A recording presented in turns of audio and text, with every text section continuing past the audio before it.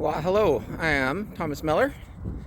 I'm out on my long ride today and ended up being a pretty good opportunity to talk about some stuff. We're out here, beautiful wilds of Alberta. See, local wildlife, donkeys, nodding away. So, go. We had a little bit of snow late last week. Had some snowpack trails Friday. Froze overnight Friday night and then melted. Today, Monday, 10th of November, had some great warm day, good conditions. I figured my long ride day, I hit the prairie. It's gonna be super fast, super fun, and instead I get challenged.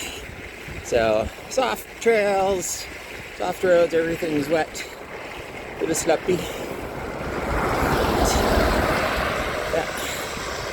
That is the sum total of our traffic in the prairies after harvest.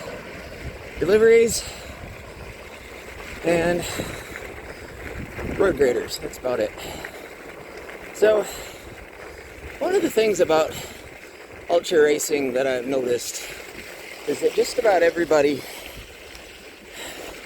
has moments where they're fighting their expectations and they're fighting being discouraged. And those, of course, all go hand in hand. If you expect on a day like today, I'm going to be going 20k an hour. I'm going to do my 5-hour ride. I'm going to do 100k. It's going to be awesome.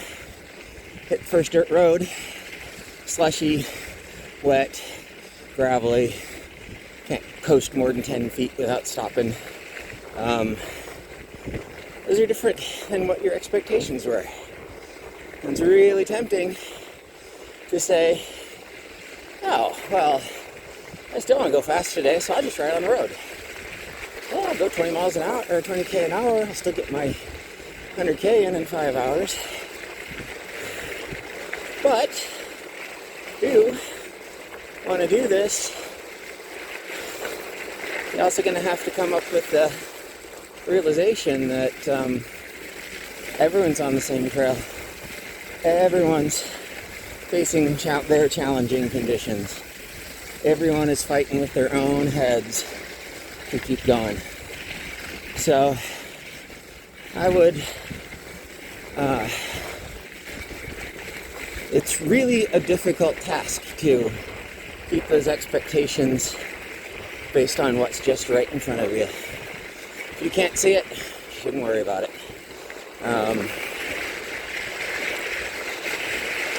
What I've seen in races, the vast majority of the people quit because they're discouraged. There's definitely a point of safety. There's a point for your own experience where it's scary and everyone's going to get scared, and it's what you decide to do with that scared.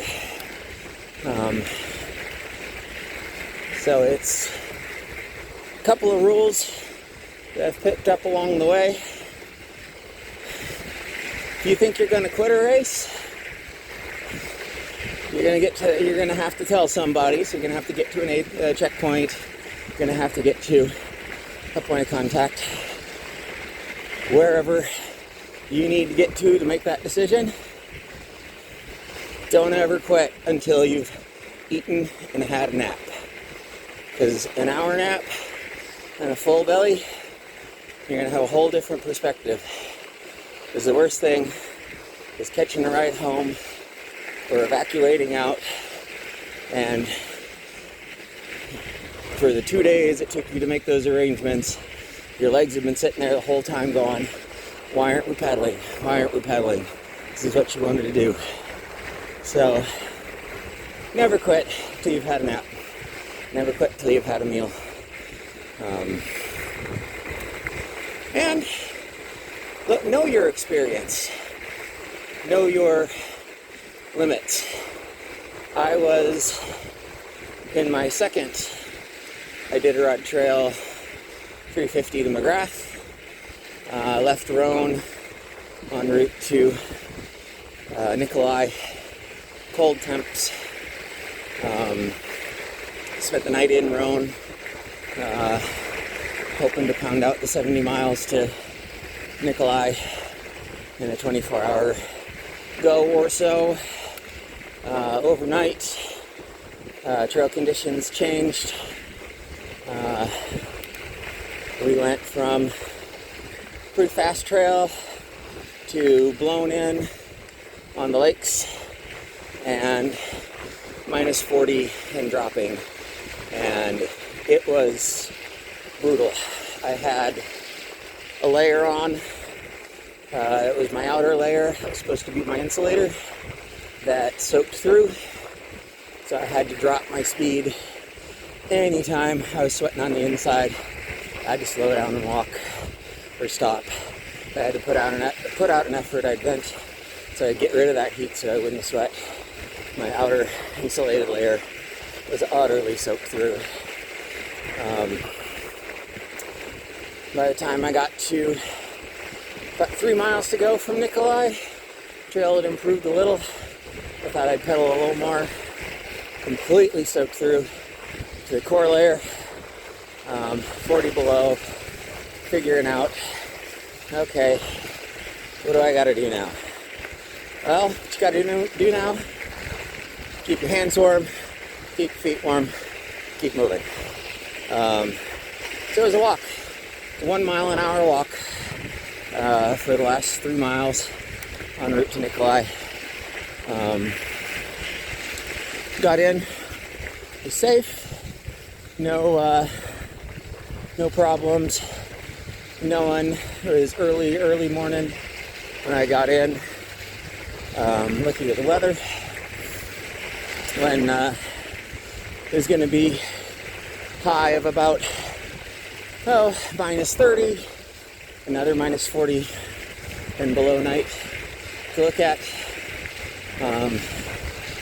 I had got into Nikolai absolutely broken, brain gone,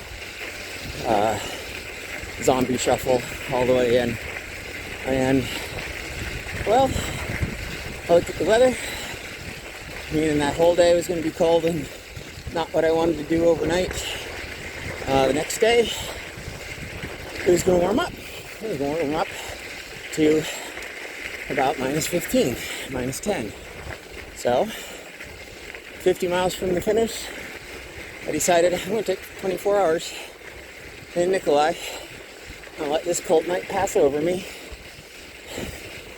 and then I'll go get it done the next day. That's what I did. Leaving Nikolai early that morning, minus 40s and beyond and below, next to the river to start with. Pop out from the river, get into some sun. Had actually a lovely ride the rest of the day. Made it into McGrath before dinner time.